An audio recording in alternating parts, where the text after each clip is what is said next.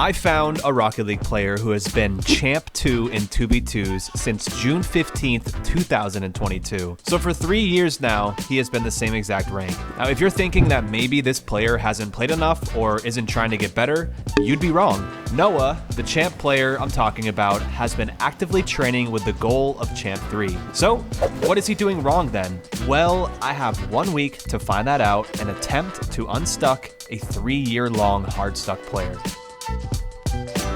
Alright, so here is his tracker data, and it's worse than I thought. Noah is actually more of a Champ 1 player who peaks Champ 2, but can also see the depths of Diamond 3. I don't want to judge him too early, but this sounds like the classic peak syndrome, where whenever you get close to your peak rating, something happens and you plummet back down. I know this condition well because I have a little peak syndrome myself. Soon, I'll be taking a look at his gameplay to see what is going wrong, but I wanted to hear Noah's perspective on the situation first. Why does he think he's hard stuck?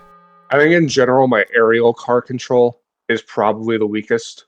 I've gotten to the point where my just skill has gotten me so far, and I need to actually learn how to control my car better, how to control my touches better. So Noah believes it's mainly his mechanics that are getting in the way of improving. I was hoping that he wouldn't say that because improving mechanics in 1 week is not an easy task. But I am optimistic because Noah seems like a reasonable and smart guy. You know, I pretty much randomly selected him, so there was a chance that I found a 13-year-old rager who blames his teammates for everything. But let's get this show going with a first look at Noah's gameplay. So this is a replay from a recent match, currently I think Diamond 3. Just 30 seconds into the replay, it's obvious what type of player Noah is.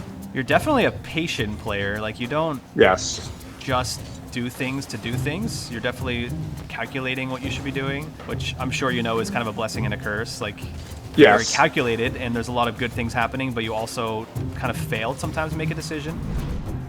His mechanics are okay, definitely not a highlight of his gameplay.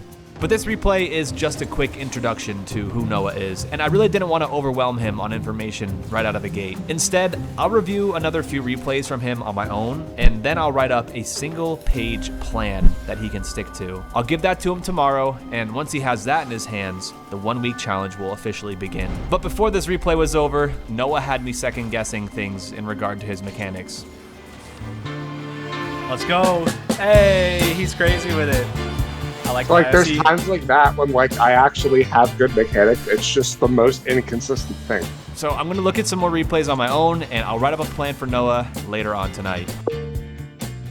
All right, so I've just watched Noah's replays for an hour, and I think I found his major weaknesses. This plan is unique because, well, we only have 1 week, so I can't tell him to practice the speed flip or how to double flip reset or whatever. But something we can do in 1 week is change his mental state and help him make better decisions and to understand the game more deeply. So the first and most important thing Noah will improve this week is to fight hesitations. Hesitating is the #1 fault of most IRL sports, and Rocket League is in that category too. You can't perform or make good decisions if you hesitate. You kind of have to be flowing. Noah hesitates often, and I think the root cause of it is always playing for the worst case scenario. Essentially, he'd rather not get scored on than score goals himself. Now, this is okay at very specific times, but overall, it's negatively impacting Noah. With just 1 week, it's going to be hard to make this mental shift, but I think the easiest way to tackle it is to lock in on the opponents. I want him to actually see if a worst case scenario is unfolding rather than imagine one. For example, during this moment in a replay, Noah drives upfield at full speed with little vision of his opponent. He senses the opponent is nearby, but is not sure what will happen. Some frames later, the opponent comes into field of view, looking to hit the ball pretty hard. Noah misplayed this because the worst case scenario was a strong hit out of his range. But in reality, the opponent overjumped and had to boost backwards to the ball to even make contact. The opponent literally dimed Noah up, but because Noah wasn't locked in on what was actually occurring, he missed an open net. There were a few more points I made on Noah's plan. I'm not going to go over them right now, but I do have a link in the description if you want to look at it, and you can use it for yourself if you play like Noah. But now that I've told Noah all this and he has the plan in his hands, day 1 of the challenge officially begins.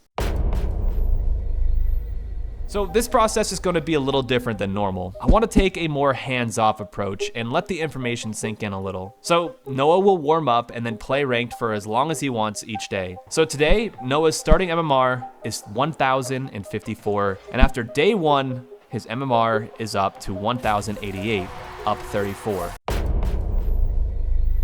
Noah ended day 2 at 1,152 MMR, another gain, this time 68. On day 4, we will get into a call with Noah to discuss how he's feeling and to look at a replay to make sure we're still on track and possibly get a little more advanced with some changes needed. For now, Noah is in high spirits. During my session today, I felt good during the warm-up routine, and overall my play did feel better. Now, day 3 was Noah's best day so far. Again, I'm not checking in with him until tomorrow, but I think this was the day the advice I gave him finally hit. His starting MMR was 1152, and by the end of the day, he was 1269, up 117 MMR, all the way up to Champ 2 Division 3. It's noteworthy to mention that Noah's all-time peak was 1291 back in January. So he's nearly back to his peak in just 3 days. Noah said, overall, a much better day today. I definitely felt fatigued and on autopilot during my final games, so I stopped it there. Do you feel a difference?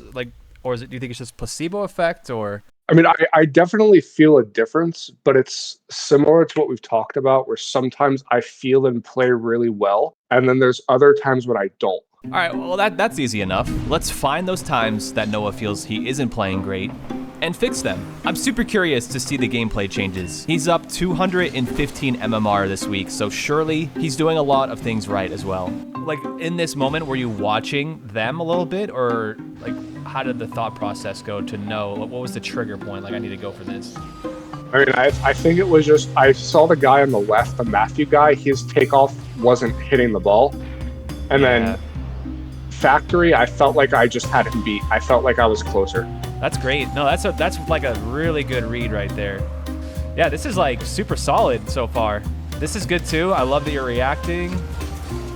This was tough. I had to get out of the bump.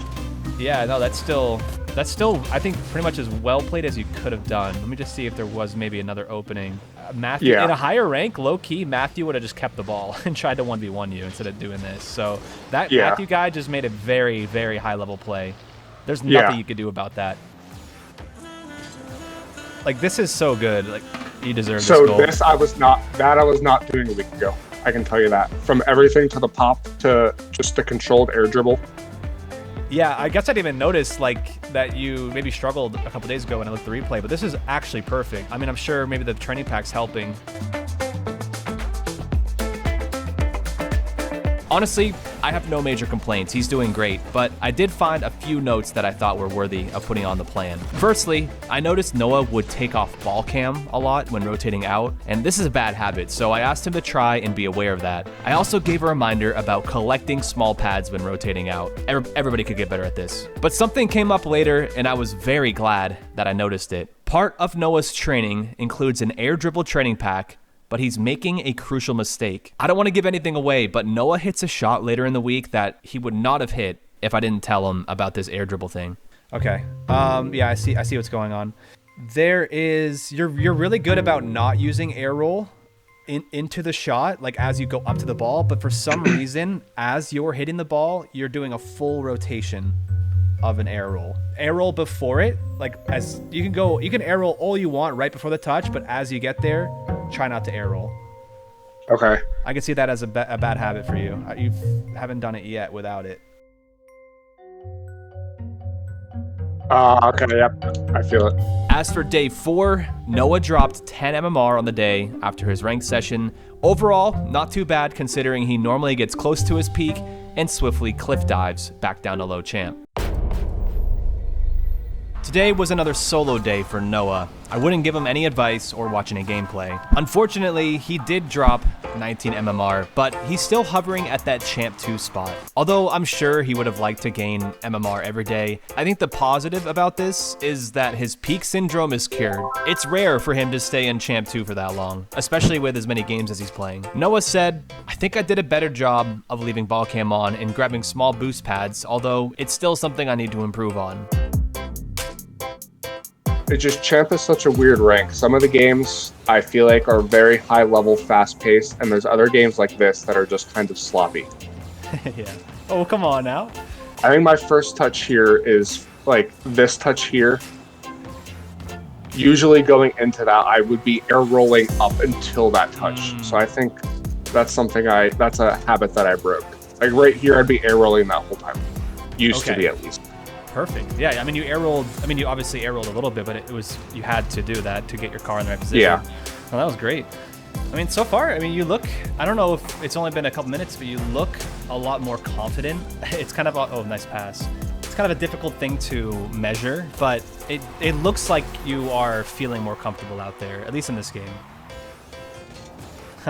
You're so I love the like brain you have on these offensive pushes. I wouldn't have thought to go for the bump, but it's totally a viable play.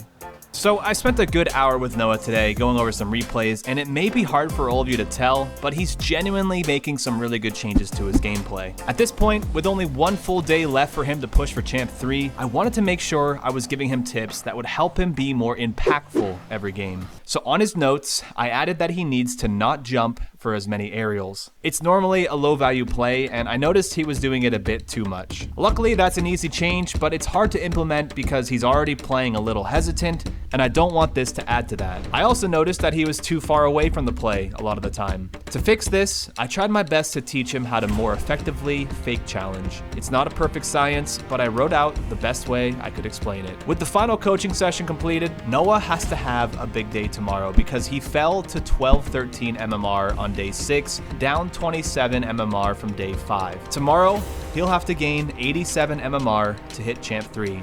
Something I'd be very proud of him for.